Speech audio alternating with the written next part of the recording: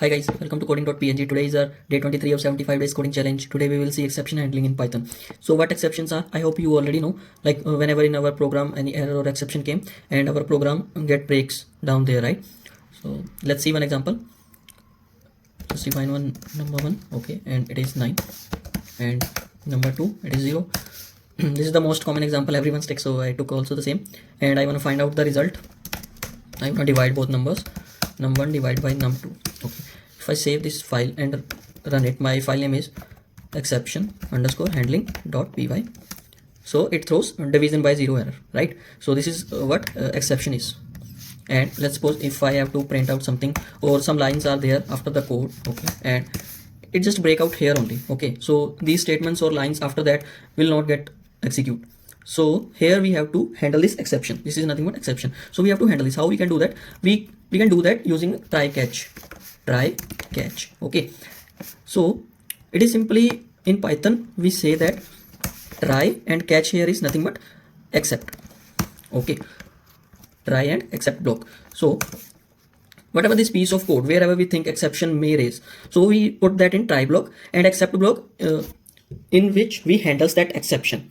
Means if this will not work out, then try this, like that. So let's take this example only.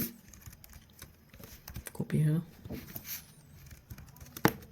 Okay, now put this result, calculation of this result in try block, and then in except block write something, whatever here.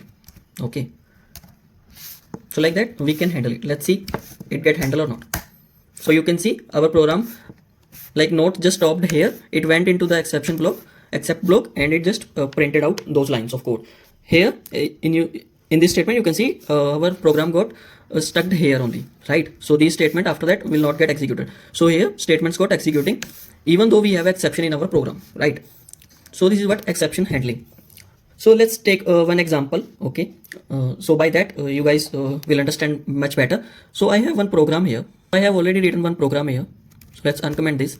So I have one program. Okay, this will execute line by line. Let's see its execution. So it's saying enter number 1. Okay, so I have enter 3. It's saying enter number 2. I again put 3. So it printed out the result. Result is 1.0. Here result is nothing but the division of two numbers. Okay, and it got ended. So now let's see one more time. Let's run it. This time 3, and this time I passing number 2 as 0.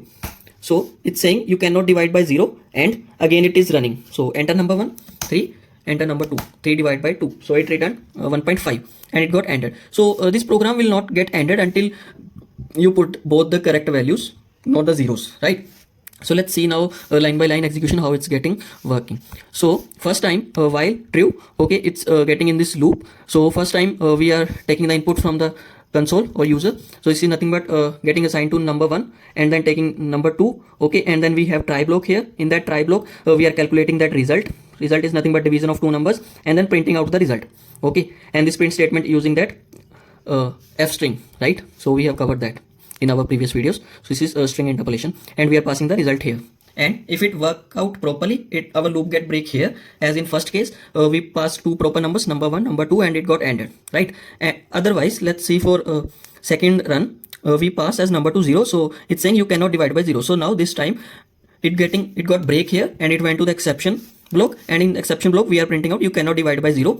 Again the loop again continues, the loop continues. So again we took the number 1 and number 2, we passed the correct number, it went into try block, and it does the execution and printed out the result is 1.5, right? So this is how we handle our exceptions in Python block, in Python programming. So this finally is nothing but one block here. After the except we have to write this. Even finally work out without except block as well. If you want to remove this except block and just try and finally save the file, clear the terminal, run file again, see it's still working out, right? So it got ended here and is just a print statement in the finally block. So let's get back our program. Yeah, so this is like that. So finally a block every time runs whether in our program exception came or not came, it will run always. Okay, so just to justify that, okay, our program got ended. That's why I put the print statement in the finally block as end. So this is how we handle exception in Python. So this is all for today. Thank you guys. See you in next lecture.